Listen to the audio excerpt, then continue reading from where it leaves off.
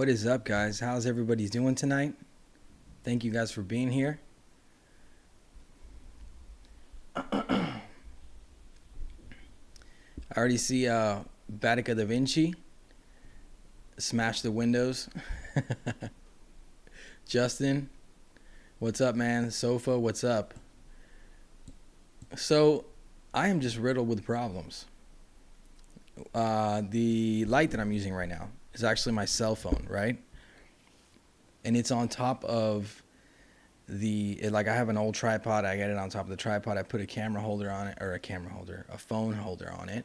I lift it up and I shoot the light in my face so you guys can see me better. That just broke a second ago. And I had another one like 2 weeks ago, broke. So it's the second one that's broken. As many of you know, I use janky setups. Can you guys hear me well? How's everybody doing tonight? Before we start, I'm going to have a sip of water here. One sec.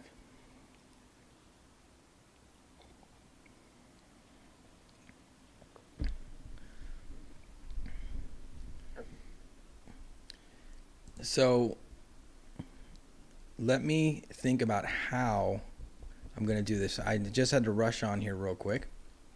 Like I said, light broke. I'm just having problem after problem on here. It's all part of the game, right? It's all part of learning and getting used to this. Tonight I have my co-host with me, Nala, my dog. So if you see her pop up in the background there, no worries. It's not a ghoul or a goblin. It's just my pup. And she's probably like, why are you taking my space here on the couch, buddy? Give it back to me. Also lately, when I look at the live through the live streaming YouTube Studio app or whatever on YouTube, the live chat messages don't come in as quick as looking at or watching the video on YouTube Live. So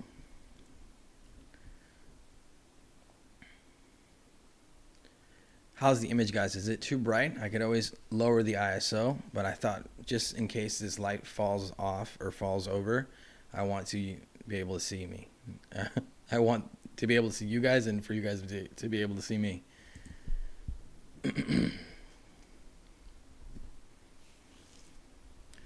So just 1 second before I get started.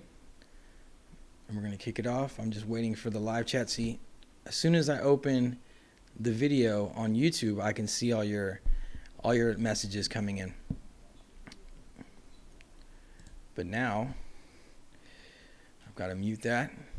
Here we go. Ready. Perfect. So this is the first live that's actually going to go up on Spotify.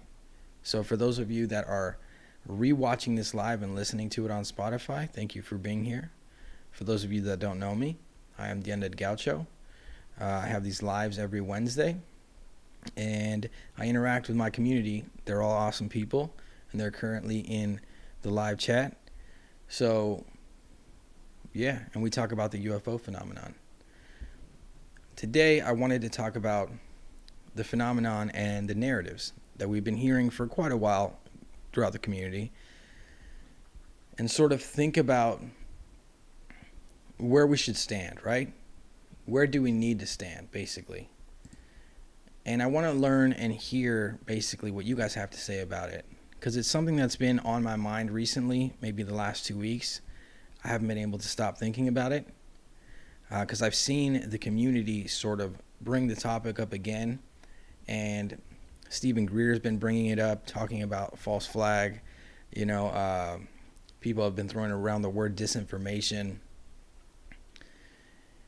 So there's two narratives, basically. If you're into UFOs, you know there's the peace and love narrative, that the beings are here to help us, that they will never harm us, that they haven't harmed us so far, so why would they do it now? And then there's the narrative that the UFO phenomenon is a possible threat, because it can basically breach any airspace around. It can fly through anywhere. It can do anything, basically, right? But I have honestly been Nala's moving around back here. I've honestly been just thinking about it a lot, and I'm a little worried. I hate to see the community get divided because I feel like in this time period, we need to be strong. We need to be united. But I totally respect everybody's opinions, everybody's thoughts, and I can see both sides of the coin, right? And Nala just decided to leave. So for those of you listening to the podcast, my dog just jumped off the couch. By the way, if you guys want to watch the live and join us all here in the live chat next time we do this, it's every Wednesday, and you can just search the Undead Gaucho on YouTube and you'll find the channel. Just set a reminder and join us in the live chat. But back to what I was saying. I think that it's completely illogical to think that we are being visited or interacted with by intelligent, conscious beings, and to think that they all have the same goal, right? The same agenda. They all live by the same rules. Now, if there's a lesson to be learned from our own species, is that that is not the case, especially when you're dealing with intelligent, conscious beings. So, I've been seeing the conversations being brought up. I've been seeing people pick sides, and I've been standing in the middle. And I've been trying to think how to approach this and share this idea with you guys without stepping on anyone's toes or making anyone, offend anyone, even though sometimes that just happens and it's just part of the game. But, I've been sitting around pushing this through my brain back and forth. For those of you that don't know about the UFO phenomenon, there are aspects of this phenomenon that are very yin and yang. You have the dark stuff, and then you have the love and light stuff. And when I say dark stuff, I'm not talking about aliens, like the image of alien invasion and the image of alien interaction that we see in many sci-fi films. I'm talking about traumatic stuff. I'm talking about this trickster element. I'm talking about people not having a choice, right? That's what I'm talking about. So I don't think we're going to get invaded. I don't see any reason why they would need to invade this planet. First of all, honestly, if you've turned on the news recently, I don't think we're even smart enough to realize if we were being invaded, right? We sort of let things happen. Our species lets things just, it's like we go with the flow in a way, and we call it evolution, we call it growth, but we learn from our mistakes, which at times is a good lesson, right? You make a mistake, you learn from it. But then there's times where obviously somebody's going to grow. If they keep chopping off a finger, they're going to run out of all their fingers, right? And if there's anything too that we could learn from the last year and the pandemic and all the madness and the confusion and the people turning on each other and people not trusting the reality that they're living in and not realizing what's truly happening, it's that our species is easily manipulated. And we try to find things to cope with our trauma, cope with our uncomfort, cope with our... It's like we don't settle our differences, we just cope with them, right? Racism, look at this topic. It's such a simple thing, right? We're all created equal. We're all the same. I don't care what anyone says. You can't tell me that a kid in Africa is any different from me. But there's still people on this planet today with all the technology that we have, with self-driving cars, with, rockets that can come back, into our atmosphere and land, and digital currency and all these crazy things that we have, this technology that just surrounds us. You'd think that we'd be more intelligent. You'd think somebody would know how to use Google correctly. But it seems like a lot of us don't. So, before I get too deep on a tangent, talking just about our species, I just want to say that I'm seeing this divide like we see through everything in life, right? Religion. Oh, his religion's bad. My religion's the right one. Politics. Republicans, Democrats, red, blue. It's this it's this weird concept and this weird way of viewing reality that we have, where we pick sides, we pick leaders, we pick saviors, we pick messengers, instead of standing for what we believe in. Our morals, our goals, what we consider to be reality. Because at the end of the day, the one that's looking through those goggles that you call eyeballs and processing that information inside that computer inside your skull is you. And honestly, I am tired of hearing this idea that, aliens are a complete threat and aliens pose no threat. I think it's completely illogical, completely unrealistic. If you look at the phenomenon in any way, look at it simply, right? Don't complicate things. It's a thought experiment I've been doing with myself the last year. Look at everything at the grassroots level. Don't overthink things. Figure it out basically first. Figure the basic aspects, the mechanics of what you're looking at first before you try to complicate things. These craft, do we have any control over them? No. Do we know why they're here? No. Do we know why they're interacting with us? No. Do we understand what they really want? What this is all about? Because again, remember, this relationship they have with us, people seem to forget that it didn't start 70 years ago. It's something that has been going on for many, many, many years. And maybe even before we were here, right? So, am I saying they're a threat? Again, no. Listen to me carefully. I am saying that we don't know what their goals are. And if they are intelligent, conscious beings, right? And if they are not just one type of being, one species, one group, it is not far-fetched, or it is not, I guess far-fetched is a good way to say it, but it's not smart. Look, I'm mixing my two ideas up. It's not far-fetched to think that each of them have their own opinions, their own thoughts, their own beliefs when it comes to our species, their own levels of respect when it comes to us. And most of you here will agree with me, and some of you listening right now will agree with me.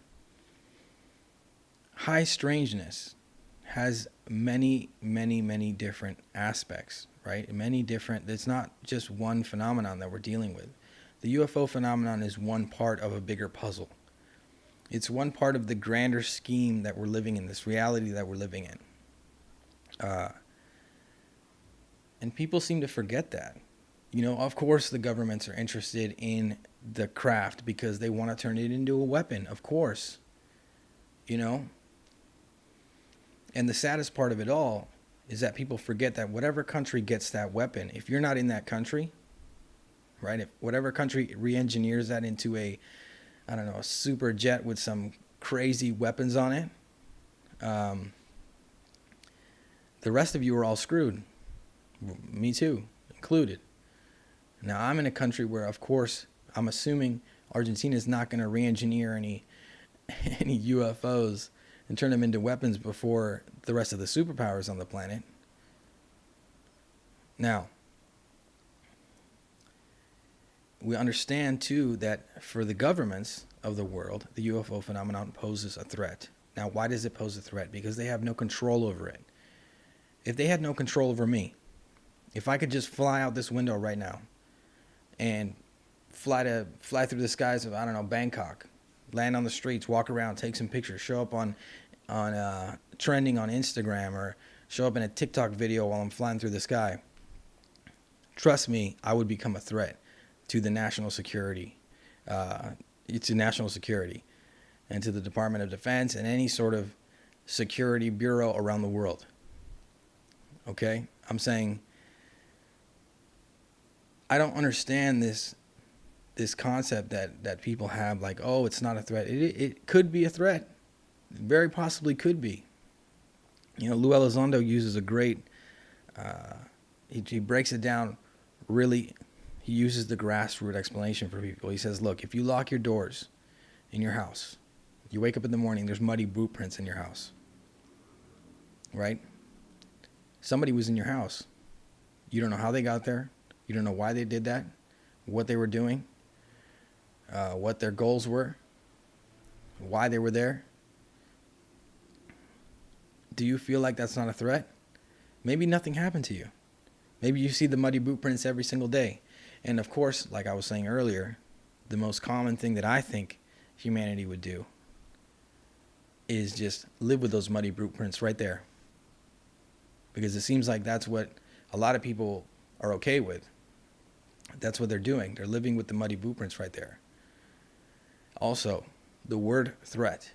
You're going to tell me that you've never experienced or lived with a threat in your life? I don't know, guys. So I went off on a tangent. I knew this was going to happen.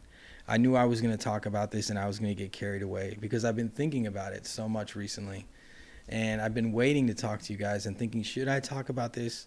How many people are not going to like this take that I have?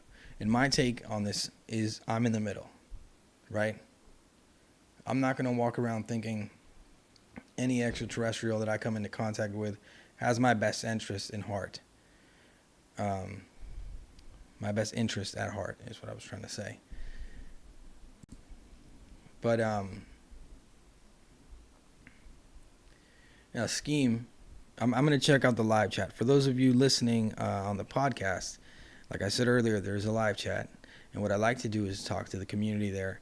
So I'm going to read out, the community member's name, and I'll let you know what they're saying so you guys can kind of be in the mix with us here. Scheme says, of course they are a threat. They want this earth. Now, I don't know if they want the earth, Scheme. I think that this is most likely, possibly, their earth. Somehow, some way. I have this feeling in my gut that these beings are tied to this planet. Because if you look at ancient history, and you look at our ancient texts, and you look at any sort of history from the beginning of man, there's always been this sort of phenomenon there. It's always been there. And I honestly think it's been here much longer, possibly, than we have. And that's something that I think will even blow a lot of the UFO community, a lot of the people in the UFO community's minds. Hey, Rodrigo. Zignal said, after finding those muddy boot prints, you'd at least check the locks. Maybe get some better ones. Try and figure out what happened. Exactly. Now, a threat doesn't mean danger. A threat means something could possibly be dangerous, right? When I was growing up, I had a friend. He was really tall, really good at fighting, in great shape, and he had a temper. He was a threat to me, right? But he was my friend. But I always knew he was a possible threat. I didn't want to get into a fight with him because I knew he could throw me through a table if he wanted. You know what I mean? This word threat, people just think danger. No, a threat is, it's possible that it could be a threat. Do you know what I'm saying? Hey guys, so I'm looking at the live, and I think it's either maybe I paused it. Oh, I think I paused it. I thought I was frozen. Man, the live, it's, they're fun, but there's things that happen at last minute. I can't believe this light broke.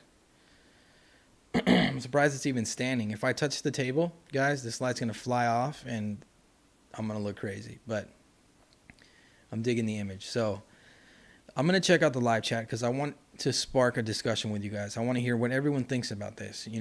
Do you think they're a threat? Do you think they're not a threat? Do you think we should be standing in the middle like I'm saying? You know, be cautious. Mir Pearson says, Gaucho, love you and all you guys. Love you too, Mir. Scheme says, yes, you're probably right. But I mean, a lot more than that. They programmed us, but now we're not playing ball. Reset coming. You know, I don't know if we're not playing ball, Scheme. I get what you're saying. You know, I don't think we would have ever played ball with them. You know, I think that's this whole, like I said, when you bring up human history, right? There's always been this challenge, this struggle that human beings have had with the unknown and these metaphysical beings, right? If you look into legend and lore, you'll see, you know, people always interacting with these sort of unexplained or unidentified, I was about to say occupants, but you know what I'm saying, unidentified beings. And I think what we're seeing today is maybe technology that if you'd seen it thousands of years ago or hundreds of years ago, they would have considered it magic. You know, it makes perfect sense. Even today, it's hard for people to understand what the Tic Tac is. It's hard for people to understand what a flying saucer is. You know, it's hard for people to understand these triangle-shaped crafts. Anything, any aspect of this is not easy to swallow. You know, it's almost like the red pill, blue pill thing. You know, do you want to keep living your normal life, or do you want to wake up and start realizing what's really going on in reality? And that's the real struggle. And the saddest part about being divided when it comes to this topic is that people will still find ways to divide us even more and more and more as we get closer to disclosure, right? As more truth comes out, they're going to divide us even more. And we do not need to be divided when it comes to this topic. We need to be logical. We need to be clear-minded. We need to be centered. And we need to think like this topic is important for everyone, you know, and we need to understand too that those that say that the UFO phenomenon or the occupants have us in their best interests. Now, this story of don't use nuclear weapons has been on loop. You know, protect your planet has been on loop for years. And I think if I were a highly intelligent being and I were to come into contact with another life form that was less intelligent, but maybe more vicious than me, maybe stronger, I would try to spread a message of love and peace, right? Why would you try to challenge them? And something that I brought up on that UFO podcast, for those of you that are listening to this as a podcast, if you want to hear another podcast, that's a good one, that UFO podcast, was this idea of the weak alien gray, right? The frail alien gray that's always hiding and peeking behind a wall. We need to get rid of that, because look at all the abduction cases where they just walk through the wall. Look at the abduction cases where they just walk into your house and all of a sudden you're paralyzed or you can't move and you're thinking something that you weren't thinking in the first place, and it's like you can't control your thoughts. All of a sudden you feel calm, you feel happy, but you know that something stressful is happening. My biggest pet peeve when people talk about the love and light aspect is the abduction phenomenon. And yesterday I watched Close Encounters of the Fifth Kind, Stephen Greer's film, again because it was on Amazon and I was just, you know, killing some time. And I didn't remember it, but I had seen it already. I made a whole video about Stephen Greer and Tom DeLonge and TTSA and the different narratives, right? If you want to check that out, you can check it out on the channel. I had a good time making that video. And it wasn't the first time. I think I made 2 of those videos. One really bad one earlier, and then a better one. But he basically said that the abduction phenomenon is actually a black budget project run by, I don't know, the U.S. government or the governments of the world, and that there basically is no abduction phenomenon. It's all just a covert, top secret manipulation from the government. And that honestly just doesn't sit right with me. And it also bothers me to think that there are people out there suffering that have had, traumatic experiences, and people out there that have had life-changing experiences. And people are saying like, no, the government, humans, it's humans. And I think it's funny. And I do think that my lab, right? People often bring up my lab when you talk about that, which is abductions where they see people dressed, they see humans on the craft dressed in military garments, right? Or military gear.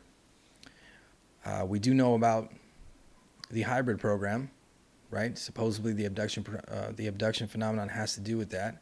So I don't see why not, why there wouldn't be human-looking aliens already at this point after all these years of abduction, after all these years of the hybrid program, why they wouldn't have perfected that at this point. Is something that sort of baffles me. But yeah, let's check out what the community has to say real quick. Sofa says the Book of Giants says the Watchers hybridized animals to create monsters like from Greek myth, which live with giant Nephilim, with all these cattle mutilations. Could they have a Minotaur army? I mean, that's actually really, really a crazy concept, something crazy to think about there. But you know what I think? The other day I was watching a video. I'm forgetting where they were, right? But they were visiting some indigenous people, and they were like cattle herders. But they were like starving and living in the dirt, living out in the wilderness somewhere. But they respected the cattle so much that they didn't eat the cattle. And, cows are considered sacred creatures in other parts of the world. And they were also used as sacrifices in other parts of the world. I think that might have something to do with cattle mutilation. It's funny that, the more I look into the phenomenon, the less afraid I am. When I was a child, I was probably pretty afraid of getting abducted. Now that I'm older, I'm not really afraid of getting abducted. I think it would be traumatic. I think anything could happen. But I also seem from what I've seen, from what I've looked at, there's very few cases to little where they actually kill you. So something crazy might happen, but it seems like I'll be back here on the live next Wednesday talking about it, basically. 1 second, guys. All right. So thank you guys for being here, man. As always, you guys are all awesome. And for those of you now listening to this as a podcast, thank you as well. Hope you guys are enjoying the conversation. Andrew, what's up, man? Andrew says, sorry I'm late. I just found out you were live. No worries, Andrew. No worries. And now, if you guys ever miss this, of course, you can watch the replays here. And like I've been saying throughout this whole live, you can listen to it as a podcast now. Melissa Garris says, I think the gray aliens are responsible for cattle mutilation. I mean, one thing I don't understand is why, because I haven't really looked into cattle mutilation that much, right? I've seen it. I've read about it, but I haven't like dug deep into it. I don't understand why they would dissect the cattle and what they do with the parts that they take from the cattle. But if they are doing some sort of genetic program or, cloning things, maybe they use some of those parts that they're taking from the cattle for clones or for the hybrid program. I don't know. Alien Girl 111. Hey guys, if you're not subscribed to Alien Girl's channel, make sure to go subscribe to her channel. She also go lives, I think, on Fridays. So go check her out. She has call-ins. It's pretty cool. Alien Girl says genetic harvesting to adjust an entity's biological capacities to live in different planetary ecosystems. Oh, wow, that was a good one. She asked it as a question, but I think she might have answered her own question there. Uh, Julie's here. What's up, Julie? How are you doing? What's up, Thomas? Project Unity. What's up, man? Project Unity says there was a case of mass deaths of cattle somewhere in America recently. Wasn't there? Hundreds of cattle. Anyone know about this? I had a link to an article somewhere. I haven't heard about that, but we should look into that definitely. It just seems like that one is a perplexing question, because I've said this before about the abduction phenomenon. Like, why would they need to keep abducting people all these years, right? If their technology is so advanced, couldn't they have just gotten a few, hybrids done a few years back and then just had all the genetics and all the genes and everything they needed? And the cattle mutilation for me is the same, right? I've heard of spacecraft that are enormous. Why not just take a few cattle and keep them on the spacecraft? Just take the whole cattle. The other day I saw a video of it was like a rancher's camera, and he was filming his cattle, and one of the cattle just got completely lifted up and dropped. It's pretty crazy. And if you guys aren't subscribed to Project Unity, make sure to check out Project Unity. He's got a great channel. He's doing some great work. His latest uploads were, as always, amazing. So make sure to check him out. And thank you for being here, Project Unity, and the rest of you as well. Project Unity says, yes, I believe it was in Texas. I'm trying to find that article link. Awesome, man. The Signal says El Paso. So you guys, if you're listening to this as a podcast, this is why this is amazing. You need to come join the live chat here. Everybody's working together.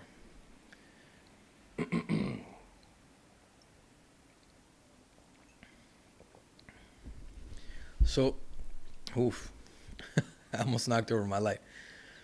So it looks like we've switched over from, actually we haven't switched over. Like cattle mutilation, abduction, all these sort of shady things. That is why, guys, you don't trust something that is hiding in the shadows. You don't trust something that is not open with you. It's like trusting somebody blindly, Now let's talk about the love and light aspect, right? Could there be extraterrestrials out there that have our best interest at heart? Yes. I mean, I said it earlier. Intelligent, conscious beings. Why do we expect them all to think the same? They all are going to have their own opinions about us. So maybe there are some human activists, you know what I mean? Maybe there are some extraterrestrials out there truly trying to help us out. But I don't think every single extraterrestrial that we've seen throughout history, or the occupants of these craft, however you want to call them, is love and light. I was on Twitter yesterday and I was sharing some stuff. I shared, a video of an abductee talking about a traumatic experience. And I said, don't be fooled, right? We're going to see these opposing sides coming out of the woodworks as disclosure continues. We got to be logical. Don't trust any UFO gurus. Don't even trust me. I'm serious. Build your own conclusions. Build your own theories. But we have to be logical. That's the most important part. And another thing, do not trust anyone that tells you the phenomenon is a danger to us, or anyone that tells you it's not. That doesn't make sense. An intelligent, conscious species interacting with us, each being will have their own agenda. It's just common sense. That's what I was saying yesterday. And it's true. Like, look, I said many cases. It's not just your family. The abduction phenomenon, in my opinion, is a good reminder that this phenomenon's relationship with us is important, but our choice doesn't really matter to them, right? So what we mean to them at this point is still unknown. And everyone's talking about the craft. We're forgetting about the occupants. We're forgetting about why these craft are here, who's piloting these craft. what their goals are. And we're getting to this point where, apart from UFOs being real, we need to start taking into consideration this part of the phenomenon realistically, because that's what's going to come next, right? You know, if there are crash craft, retrieved vehicles, don't tell me there's not retrieved bodies. You know what I mean? Don't tell me they haven't retrieved the occupant or the pilots of these craft. Yeah, and when I tweeted that, somebody, responded to me, and they said they were like, "Oh, look, another disinformation account," and I was quite, I don't like being called disinformation account when all I'm trying to do is spread information, and also, it's funny to me because that person that said I was a disinformation account was talking about how it was all just, the CIA was the abduction phenomenon, and it's all just the military, a covert operation from the military. And I was like, look, I didn't want to say it, but I think he needed to take a nice look in the mirror and realize that he was the disinformation account. But I feel like Stephen Greer, too, has been going real hard on Instagram. If you are following him on Instagram, I do. His stories, they're all like false flag, It's all about his false flag alien invasion. And I don't know what to think, right? I can only think what I feel. And that is that it's completely illogical to think that these are, they're all good and they're all bad. It's just completely illogical. Let me check out the live chat again. Everybody's having a great discussion there, it seems like. I'm loving it, man. Melissa Garrett says, humans are visitors here. Aliens were here first. That's definitely what I said earlier, Melissa. That's what I feel, too. Andrew Hall says, I tell you, Gaucho, anyone who knows all there is to know, that's the last person you want to listen to, 100%. And guys, we're going to see these people start popping up. They're already peeking their heads out around the corner. You know what I mean? They already know this is coming. And Greer's doing it. A lot of people are doing it. And I hope that I don't ever, somehow, some way, end up preaching that kind of stuff. Because it's not what it is. And I feel like even if I made contact tonight and I sat down with an ET and we just talked or whatever, or he just telepathically told me everything he needed to tell me, I feel like I would think of a way to express myself and to communicate with everyone, to not separate any groups. I wouldn't want people on one side and on the other side. I would try to get everybody unified. I mean, that's the most important thing when it comes to this, man. It's what I've been fighting and trying to say in these lives and trying to explain to people. But it seems like, when you look at the rest of the world and every other topic, it's just there. It's a prominent thing. It's like humans can't decide. They can't agree. They can't just sit down and talk,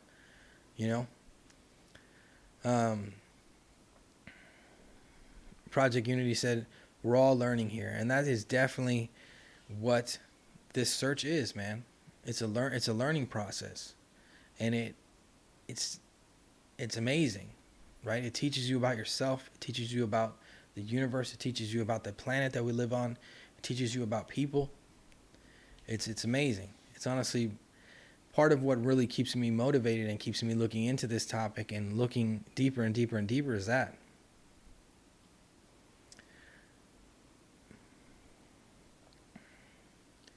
I'm checking out the live chat real quick, guys. EM says, we may just be a crop to them. It's something I've thought about. It's funny, too. You would think that religious, people that are religious would have an easier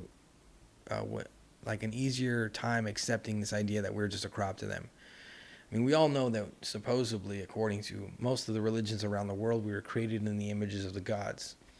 And if you were to say that today, if I were to create a being in my image, Uh, it would probably be like, a clone or some kind of test tube baby that I created to look like me.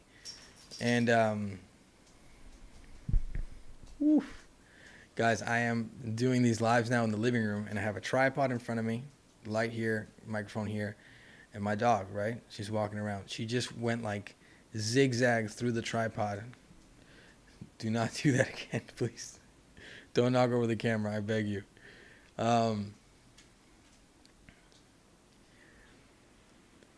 Melissa Guerra says, one big science experiment.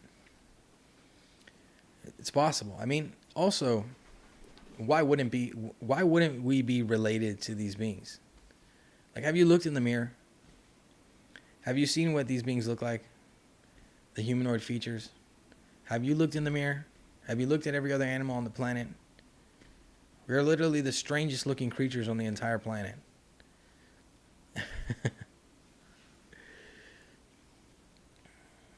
Julie says, beings are created in our image. Every baby born. Yeah, I agree. It's crazy too, because the natural flow of reproduction, right? We do look like our parents, and it is like those pieces of them continue through us. But I still think that there's a lot deeper, a much deeper way to look at historical texts. People have this concept that every historical text is just is the human imagination at that current time processing, creating stories to try to explain reality. But I feel like in those historic texts that we have literally sitting in places like the Vatican all over the world, we can buy it on Amazon. You know what I mean? There is clues in there to show you that the world that we live in, the reality that we live in, is much more fascinating and much more interesting than we think.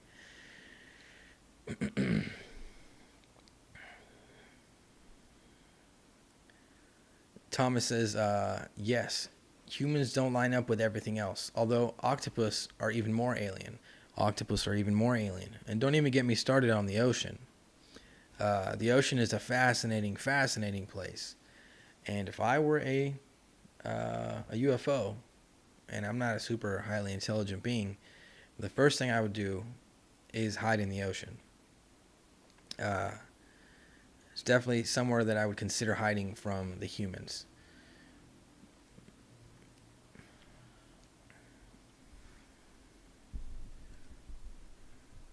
So I see some people talking about shadow people. Melissa's talking about shadow people. I haven't seen shadow people in a long time, Melissa, not since I was a kid.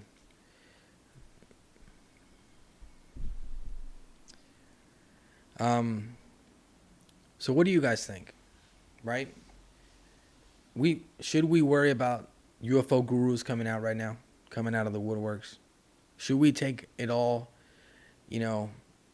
take all the information they give us and treat it like fact? It's strange, right? Because a lot of the UFO gurus, right, and the UFO people, I respect everybody. I don't like to. Even when I talk about Stephen Greer, I just told you I saw his documentary yesterday. I don't like what he does with C5 and charging people for that. But I also think that C5 is something interesting that we should look into. I think there are many people that are flawed. And I think also looking into this subject and being tied into this subject over time must make you jagged, must make you jaded.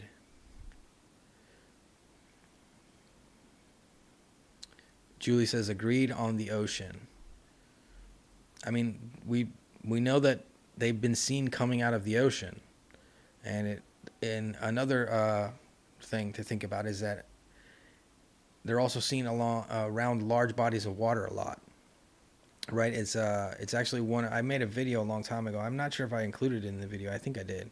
It was like 5, facts of, I think it was of a close encounter.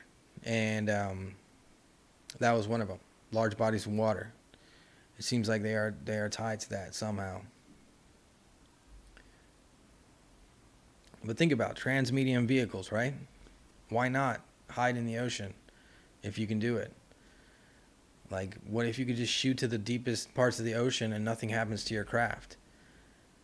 You don't have to worry about us. We can't even reach you. We can't even see you, probably. You know what I mean? We can't catch you on any radars. I'm saying it's just the best place for them to hide. And I've actually been hearing things recently about. Yesterday I saw a Reddit post. I don't remember it completely, but he was basically saying that they're actually a species of creatures that have been here before we have, that have advanced technology, that live deep in the depths of the ocean. We're like the land dwellers, and they're like the sea dwellers. It reminds me of Atlantis, but it's interesting to think about.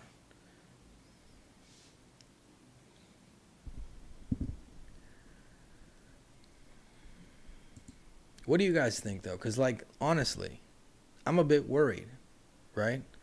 I'm a bit like, I've been more cautious than I've ever been in the last 3 weeks. Ever since that 180-day countdown and the COVID bill, and now the UAPTF, and where we're headed right now, I'm thinking, like, what's going to come next?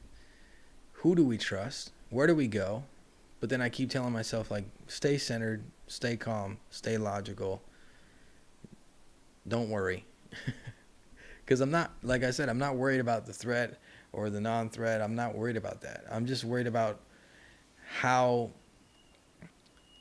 we need to present ourselves going into the future, right? We want to be the forefront of this. We want to keep spreading the right message and not let the message get muddied up or pushed in the wrong direction by a false prophet or by whatever. You know what I'm saying? By somebody making people believe something that it just isn't realistic. It isn't logical.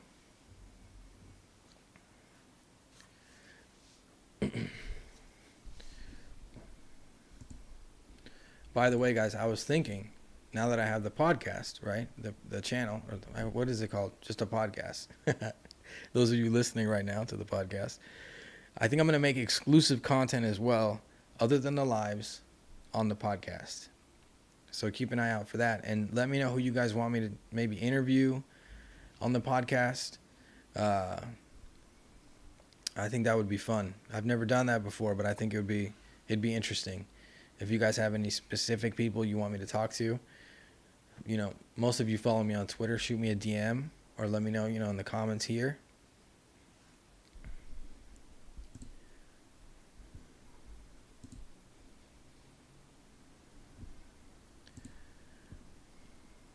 I can't tell how long we've been streaming for tonight. I feel like I've been talking so much tonight. So let me check out the live chat. Project Unity said, do me. Definitely, man. I was actually thinking of that. I was thinking, like, hey, I should do like a sit down and just talk with Project Unity again. I enjoyed our fireside chat. If you guys haven't checked out the fireside chat on Project Unity's channel, make sure to check that out. We talked for 3 hours, but it was awesome because we got, it was 2 people sharing their ideas, their thoughts on this topic, their experiences, and really not having any ounce of, it was just like meeting a friend. There was no weird vibe. It was awesome. So make sure to check that out. And I'd love to have you on the podcast or even on the lives, man. We should do something on the lives. Andrew Hall said 48 minutes. Signal 50 minutes. They're letting me know. Thank you guys, man. You guys are actually, like, I think probably the nicest top chat, live chat on any live. You guys are always helping me out. Thank you guys, man. UFO Video Addicts says they are not visiting. They live here, too. We share this planet with several different highly advanced civilizations. Here's something interesting to think about, guys. We know the phenomenon's been interacting with us for many, many years. But if you're going to just stick to the books, let's go 70 plus years or more. How long does it take for them to become like a resident of Earth? How long till they're actually like living here? How many years, right? Like, I've been in Argentina for 10 years. I'm Argentinian. I was, my parents are Argentinian. I'm basically Argentinian. But I feel like if you live anywhere long enough, you're from there. Definitely. So that's something to think about. Apart from what we were saying earlier about them maybe being a civilization that's been here this whole time. I feel like that. I think it's strange to think about because we think of space. We think of them coming from space. But when you think of them coming out of the ocean, and you think of their relationship with us, and you think of the humanoid features, and you think of how they study us and test us, I think it's interesting, and I think it could be a link and show like a bit of, nudge us more into that direction. Like, maybe they are from here. Maybe this is their planet. Maybe we're like the Gen 2 of them. You know what I mean?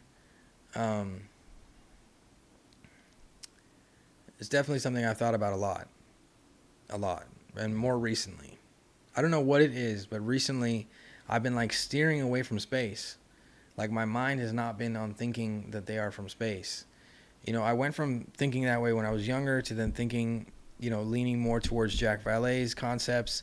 And now I'm just like, I've looked at so much stuff and looked at so many theories and so many concepts that I'm sitting here like, wait a minute.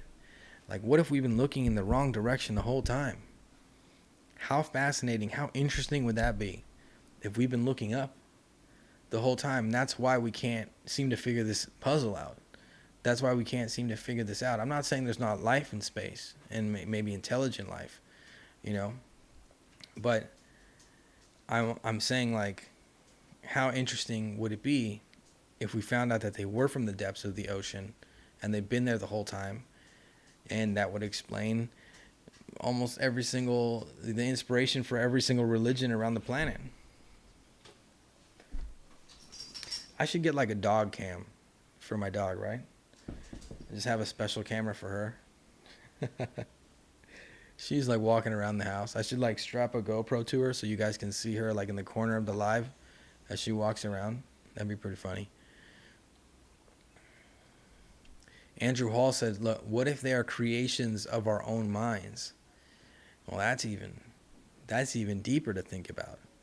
You know what I mean? There's so much. But I said it earlier, I've been doing this experiment throughout the whole year and trying to think of stuff, at a grassroots level before getting too deep and too mechanical and too like intricate with it. I've been trying to say like, don't overthink anything.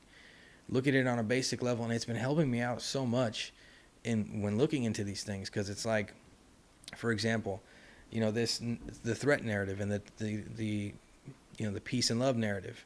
I think the only reason why I'm on here giving you this stand in the middle approach and telling you guys don't get guided in that direction or this direction, because I'm looking at it from a basic perspective. I'm looking at it as if like I were to meet a group of people, I'm not going to think they all have the same ideas. I'm not going to think that they all have the same goals. Even if you meet a group of, cops or a group of soldiers, they're not all the same person. They have the same training and the same maybe mission, but each of them has a different mind and a different belief and a different take on us, on the interaction. The signal, he said, like a tulpa. He's responding to Andrew Hall. Look, if you look at one of my earlier videos, guys, I did a whole video on tulpas. And I talked about, I went to the Japanese gardens here. It's a beautiful place. If you guys ever come to Argentina, it's all like, it looks like you just took a trip to Kyoto. You know what I mean? I go there all the time. I used to, before COVID, and take photos and just chill. Like, I had all these spots around the city that I'd like to go and relax and listen to podcasts, or read a book about the phenomenon or any sort of high strangeness. And that was one. And I talk about tulpas. And that's what I mean when I tell you guys, right, that I do think consciousness is very powerful. And there's something that I'm missing, right? Because I have this, it's weird. It's like I'm I'm kind of nuts and bolts at times, right? I said that I was going to do the CE5 video where I would practice CE5 and try to, use meditation to see if I can make contact or see something in the sky here. I live high up in a high rise, so I'm thinking I have this perfect view and I think I could do it. But it rained for 2 days and it was like a crazy storm. A bat flew into my balcony, and I found a bat the other day. It was pretty, I think they're kind of cute. I'm not really afraid of them other than the rabies, you know what I mean? But poor thing was just laying there. I put him in a bucket, and then I didn't know what to do with. I put him in a bucket. He started flapping around.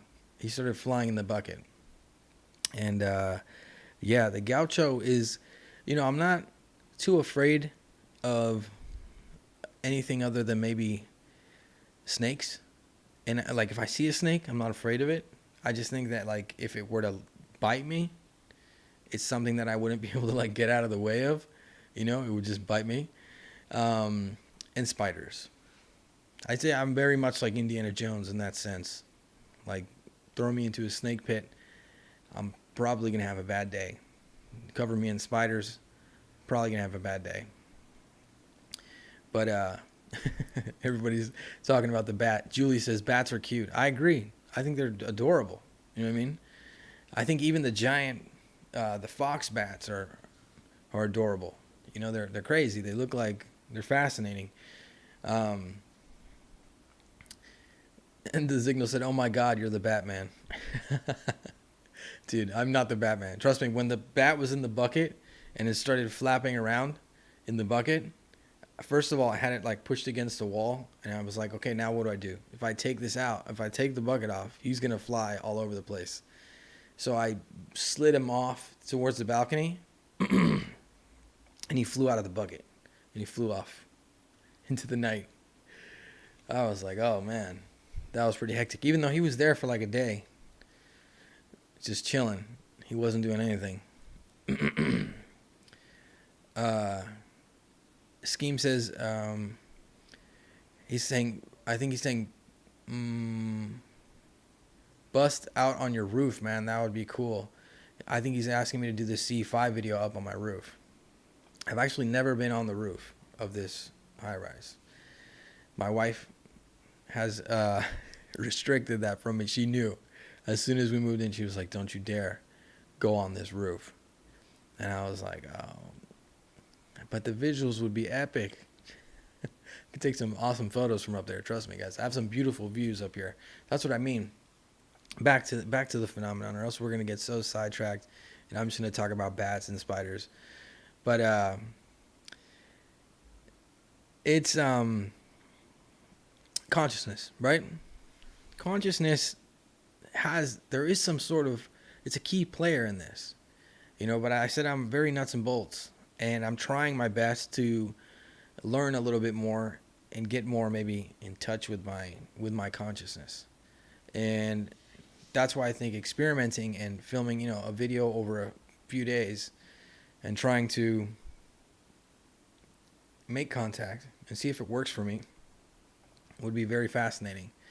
And if it doesn't work, I'm not going to think that C5 doesn't work or that consciousness doesn't play a role in it. I'm going to think that maybe I need to practice a little more. Definitely. The signal said, I have replied to don't go on the roof from the roof. What did you say? Yeah, I know. Trust me, I'm the kind of guy too that would go on the roof. If you watch my last C5, I did 2 C5 videos. One failed, the other one, something crazy happened. Something strange happened. I saw like a blue light shoot up, but I'm in the middle of the city, guys. Another thing too that might, affect my experiment. But I think it's worth doing. I think it's worth trying. But the last video, I went on the roof. And I don't know why the landlord told me to be careful because there were poisonous lizards on the roof, which I've never heard of in Argentina. And when he told me, I was like, yeah, right, poisonous lizards. And you guys would laugh when I went on the roof and I'm looking up at the sky, waiting for something to happen, and it's all dark. It was this old historical building we lived in. So it's like antique roof, like I could fall through the roof. And I thought about it when I was up there. I was like, wait, this is a perfect spot for some poisonous lizards.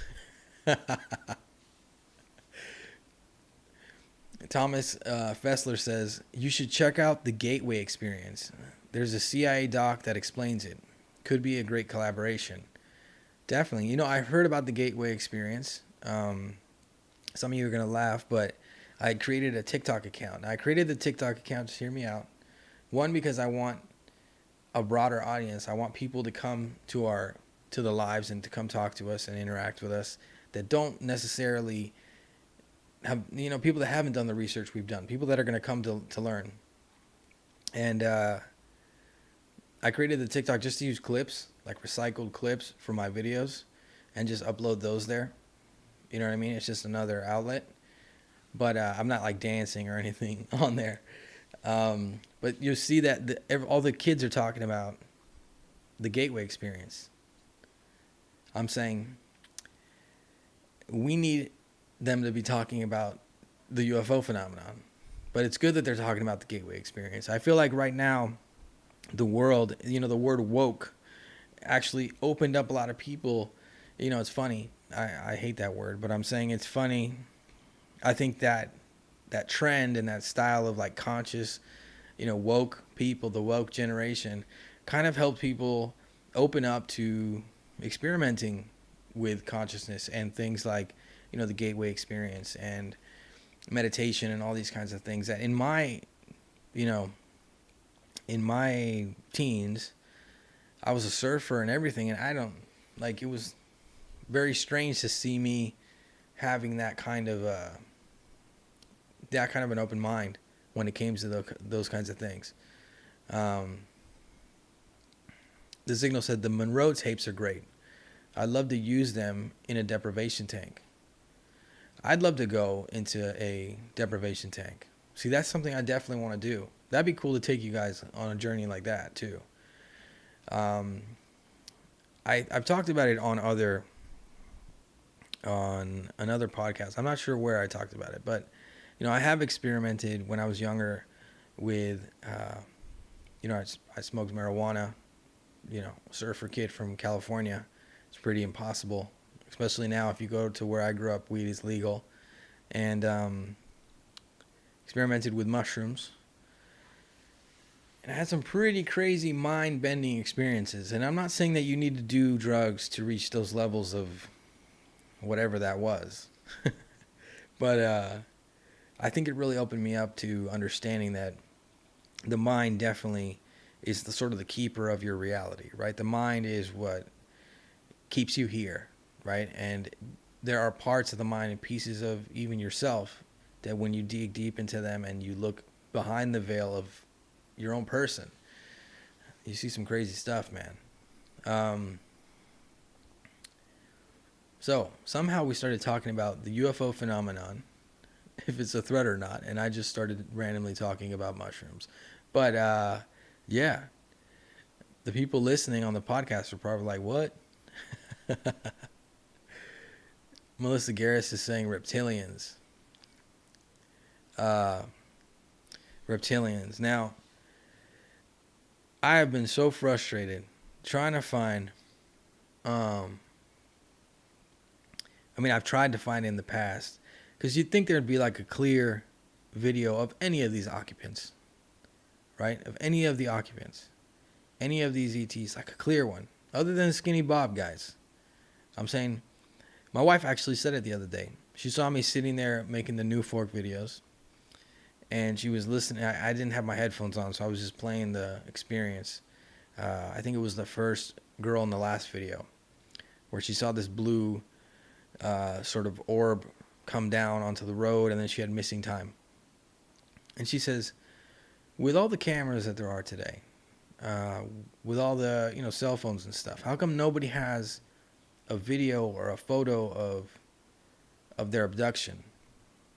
And I sat back and I thought about it, and I was like, there we go. Look, grassroots. She's coming at me with a grassroots question. Exactly what I like, how I've been thinking recently. Um,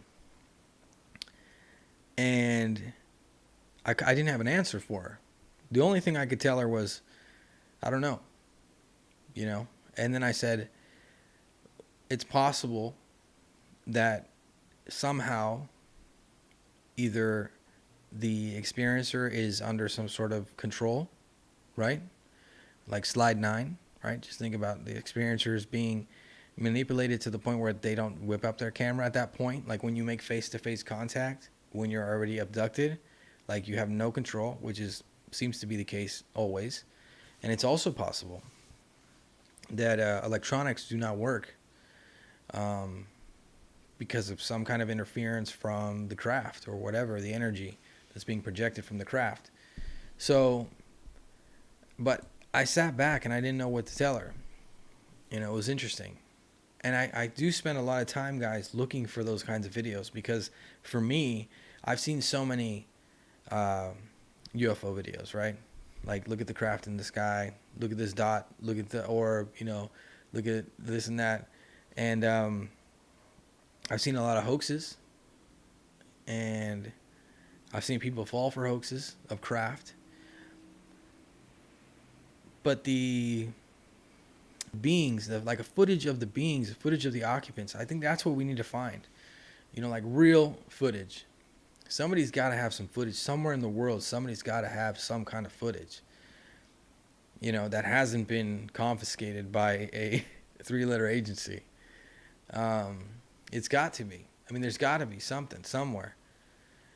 It's honestly like one of my dreams would be to like find a dusty metal box somewhere, pull it out, and find, I don't know, some film roll, pop it in, and just boom, you know, an occupant or an abduction experience first person. You know what I mean?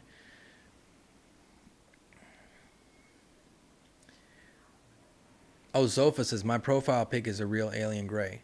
Is that, Zofa, that's a close-up shot right from the Turkish UFO, the one that was flying over the ocean? Or not flying, sort of sitting over the ocean, the beach. And correct me, guys, if I'm wrong with where it is.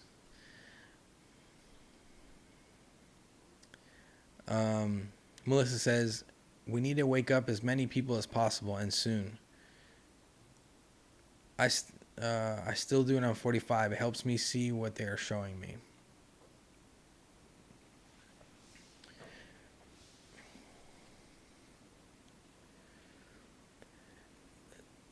I'm trying to read the live chat. For those of you that are listening on the podcast, thank you guys for being here, man.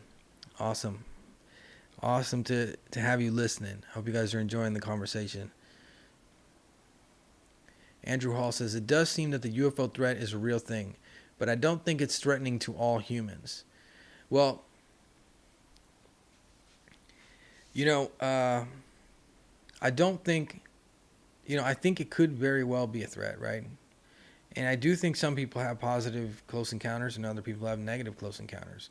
But there are also cases like where, you know, somebody gets too close to the craft and it affects their biology in a negative way, like burns, radiation burns, their hair falls out.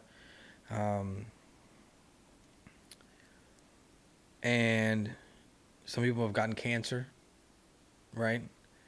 Yesterday I saw a case of a kid in Quebec that was blinded, like from the light of the craft shining through his window or something like that. Like he saw the craft, it shot a beam out onto the floor, and the beam kind of shot up and went into the window and blinded him.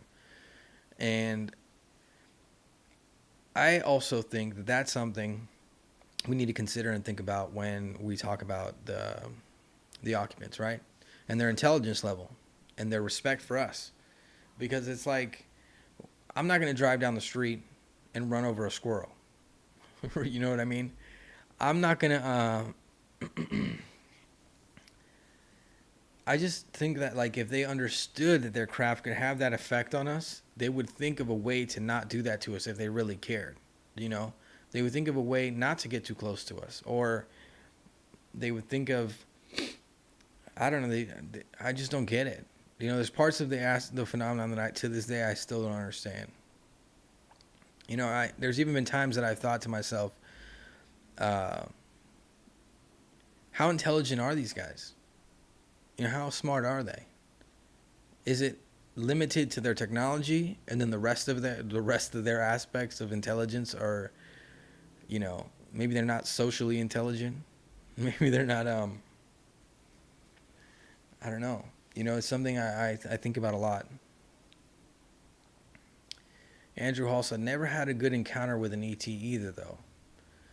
Yeah, I mean that's the thing, and it's something I brought up too in one of the last lives. Like,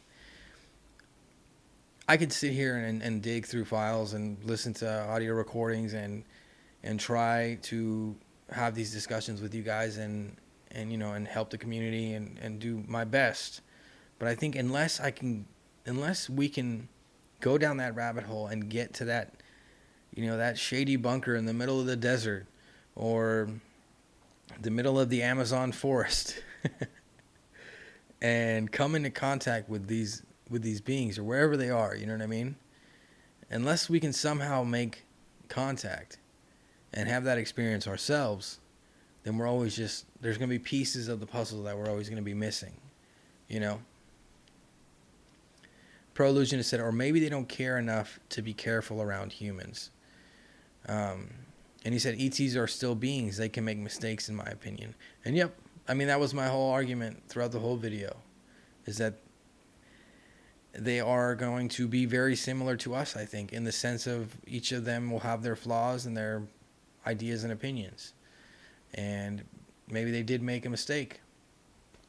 Maybe they got too close and they didn't think that was going to happen. Somebody the other day used the argument of Travis Walton when I was talking about, negative encounters. And everyone knows that Travis Walton seemed like the craft. He says he thinks that they saved his life now. In the beginning, he didn't think that. That the craft actually killed him, and then they took him on, the contact that he came into with the craft either injured him almost to the point of death, and they took him on the craft and healed him and then brought him back. But I think that the trauma that encounter caused for him, because there's no explanation. You know what I mean? This idea that, yeah, we can heal you, we can help you, but we're never going to tell you what we are, why we're here, what we're doing. And you have no control if they wanted to come and abduct me right now on this live, on the podcast. Imagine I just go quiet. The people on the live would see me, but the podcast listeners would be like, what happened? Terrence Jones says they're not emotional. I mean, but see, what does that mean about them? If they're not emotional, even though people say that they're not emotional, but then you have these cases when you look into encounters where it seems like sometimes they are they care about the abductee, right? Or they get angry, or I mean, sometimes it seems like there is emotion coming from these beings. I don't know.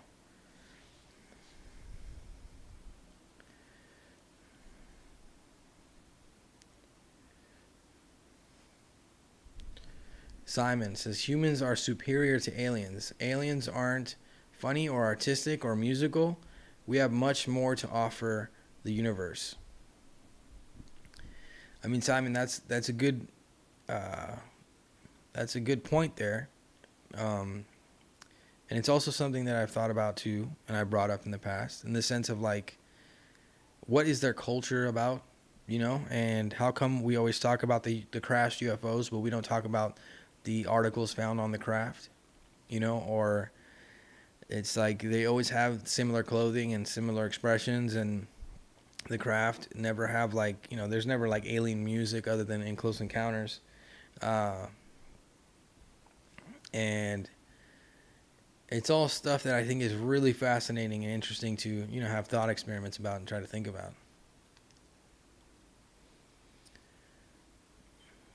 Pro Illusionist says, Travis Walton might be. ETs have a policy of non-interference, but they made a mistake and killed him, like you said, and they had to fix their mistake by abducting him.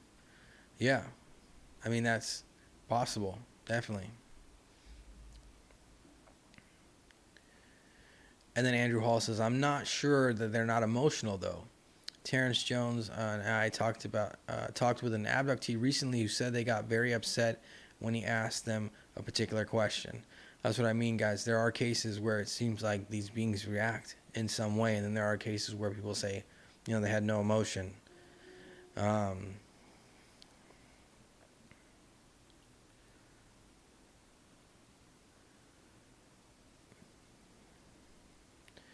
Zofa says, I've seen reports of mantis beings, somewhat human-like in terms of emotion.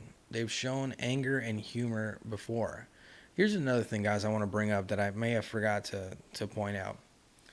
We're talking about mantis beings and greys and reptilians and, the Nordic aliens, and there's all these different types of ETs. Don't let anyone tell you that they all come in peace or that they all are a threat. Look at all these different kinds of beings. You know what I mean? Different shapes of craft, different styles of encounters. I'm saying do not let anyone tell you that. Seriously, guys, you need to keep your radars up. I'm telling you.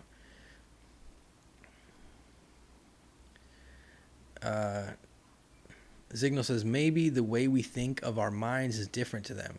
Could be like hive mind, whereas we are all individuals, instances of mind, connections to a higher consciousness aside. Signal always gives me awesome responses. And if you guys haven't checked out his Redbubble shop, random plug, make sure to check it out. He's got some great artwork there. He does some really cool Tic Tac themed art. He's got patches and stickers. It's really cool.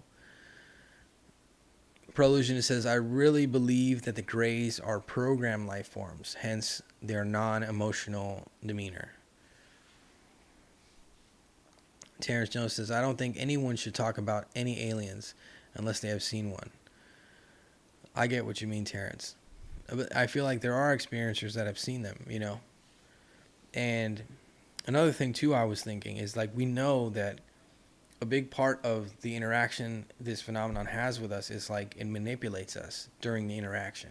It can control our emotions. I mean, that's, like, one of the key things when people come into contact with the occupants, right?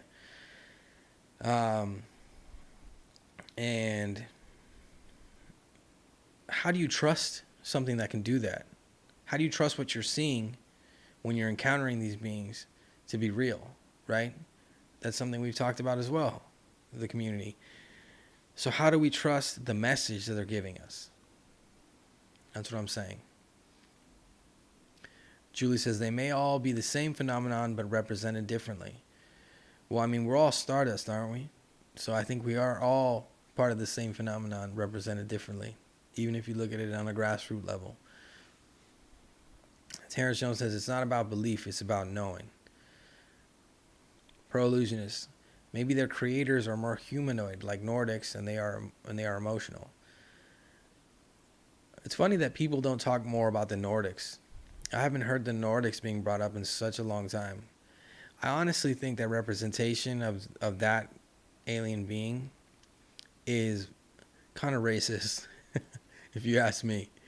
I think I made a video about it a long time ago. Just saying, like, what was the deal with the blonde hair and the blue eyes? Like, it just seemed like they were big Nazis. You know what I mean? And it didn't make sense to me.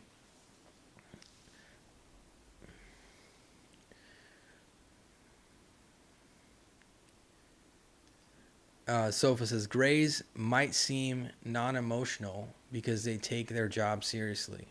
That's true. Maybe they take their job seriously. Daniel Sand said, different humans, different aliens. 100%. I mean, that's the whole argument, man. That's literally what I've been trying to say to everybody. Sofa, astronauts and military seem emotionless on the job. He has a good point there.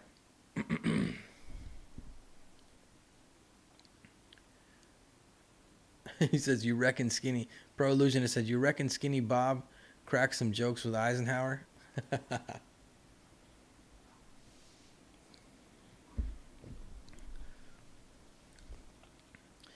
The signal says their message could be a number of things. The truth that is a lie that benefits them, a lie that benefits us. That's what I mean, man. It's a tricky thing. Imagine believing something. This is what I'm saying. Imagine believing something that can manipulate reality. Something that could say, like, calm down, and you calm down. Be happy, and you're happy. Or, or make you black out and lose hours of your time. I mean, it's just, guys, I'm saying, not all bad, not all good. Stand in the middle. Keep your radars up, man.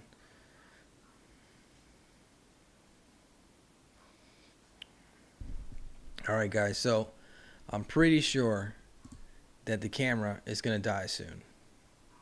But thank you guys for joining me tonight for this live session. It's a special one because it's going to be up on, it's going to be a podcast episode. And for those of you listening to the podcast episode, thank you for listening. And guys, you are all awesome. You're all amazing. Never stop searching for the truth. You guys really are the best part of my week when I get to sit down and talk to you guys. I promise that I will do a normal Undead Gaucho video very soon. I got some new toys that I want to try out, the lens and a gimbal. So I promise to bring you guys some interesting content and also podcast. These lives will continue. I might do another New Fork video until I run out of recordings to share. But guys, never stop. Seriously, we have to keep pushing forward. We're in a good space right now, and we can't let people come in and muddy the waters and make us look ridiculous or make us look bad for the rest of the world. We need to keep our guard up, stay grounded, stay centered, don't pick sides, work together. All right, guys?